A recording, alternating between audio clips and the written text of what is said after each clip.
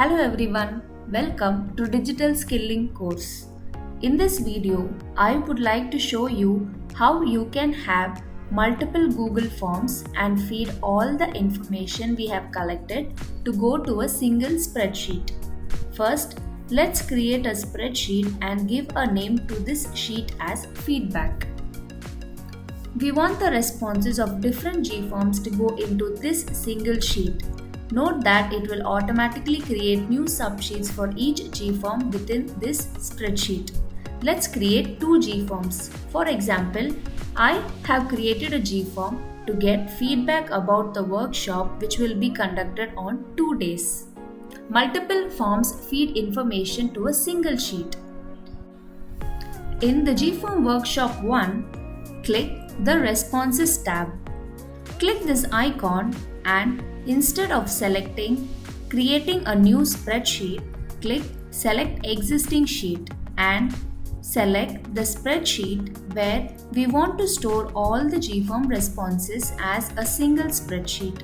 In this example, I am selecting the feedback spreadsheet. Let us repeat this for workshop 2. Click the Responses tab. Click this icon and instead of creating a new spreadsheet, click Select Existing Sheet and select the feedback spreadsheet. Let's test this now.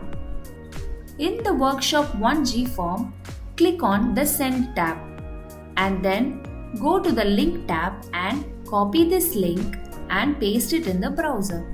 The G-form will open.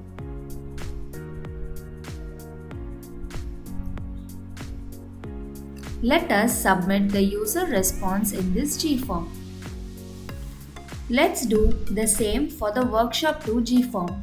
Get the link, open the G-form and submit the user responses for the G-form. Let us now check the feedback sheet, which is the single spreadsheet where the responses from both G-forms should be collected. You can see that the user response from both the forms will be available under two different subsheets in the feedback sheet.